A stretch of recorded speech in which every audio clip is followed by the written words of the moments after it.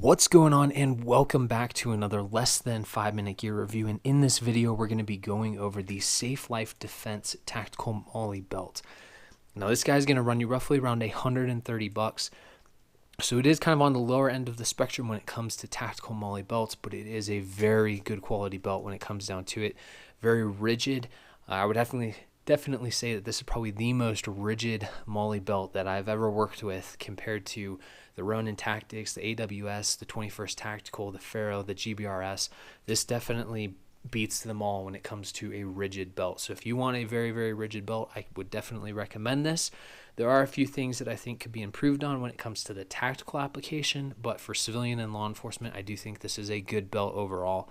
So Safe Life Defense did send this to us to kind of test and evaluate, give our input, and that's really the only thing that I could say when it comes to how this could be improved, is just adding that D-ring on the other side of your Cobra Buckle, so that way you have it if you need it, and if you don't need it, not a big deal. But it's better to have it and not need it than need it and not have it. So that's the only thing when it comes to that. However, this system is kind of more towards, or oriented more towards the civilian and law enforcement market. I've only seen this in black. I haven't seen it in multicam or coyote brown or OD green. Maybe they'll do that in the future. I don't know, but for now, they just have this in black. So civilian and law enforcement, definitely go for it. Military, tactical application type stuff, just be a little bit cautious because it only does come in black. You can cover it up with MOLLE or with pouches that are multicam and OD green and coyote brown and all of that, and it will mitigate a lot of that black. However, you're still going to have a lot of black showing. So with that, when it comes to the overall setup and construction, you do have a 2-inch Cobra Buckle on the front here. Awesome buckle, super robust. I use them for really any belt. I really don't use anything else when it comes to an outer belt. You definitely want that Cobra Buckle up front here. You do have a little bit of adjustment. And when I said that this belt is definitely more rigid than the rest of them, it is kind of double-sided across the entire, or you have two pieces of nylon sewn together for the entirety of the belt, and then you have the single strand that comes off for your adjustment.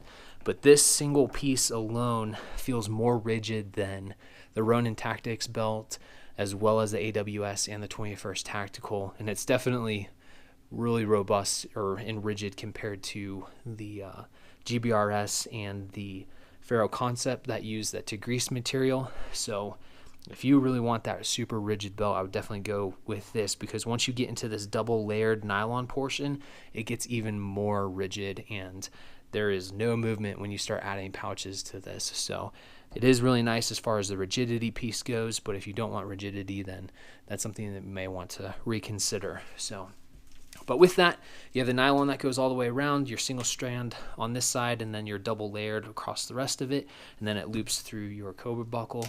You do have, the 1/2-inch kind of MOLLE webbing.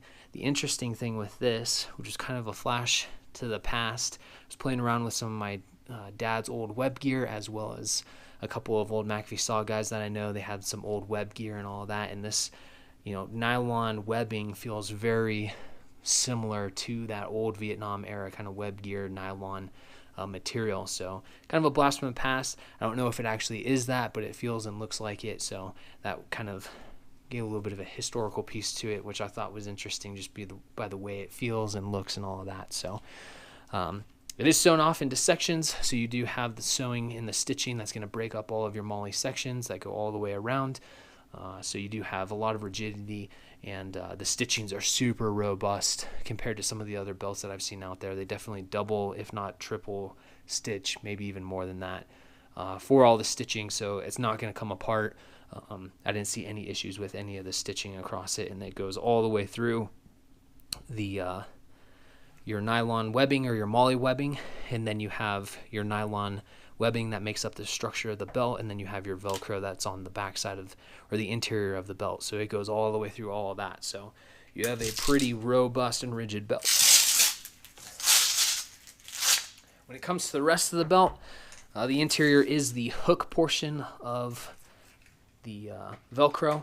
That's the way that I prefer all of my belts set up, so that way it doesn't tear up your clothes. And then your inner belt is just going to be your loop Velcro on the interior. Now that's the way I prefer running it. Some guys prefer it differently, but the reason for that is if you run a inner belt that has the hook portion of the Velcro on the interior, you're going to run into issues where that Velcro is going to start tearing apart your belt loops. It's going to start tearing apart your shirts, your jackets, and all of that. And then you have to replace not only your pants, but your shirts and jackets, and some of that stuff can be pretty expensive when you start stacking up on top of each other.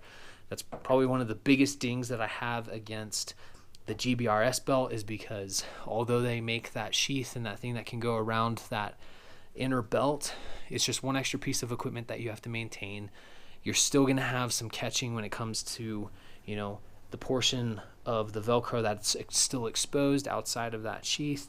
And then at the end of the day, you're still going to have to work with all of that, where if you just have a 2-belt system like this, you can run this inner Velcro belt as a concealed carry belt, because it is very rigid and set up to be able to carry, you know, a holster, mag carriers, maybe a small med kit.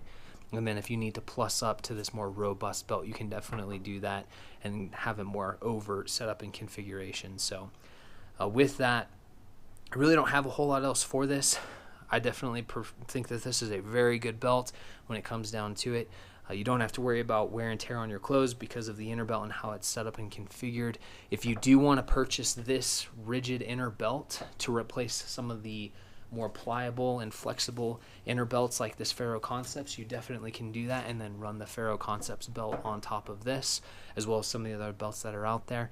But it's entirely up to you when it comes down to it. This is a good alternative if you want something more rigid compared to some of the softer, more pliable systems that are out there. So with that, I really don't have anything else.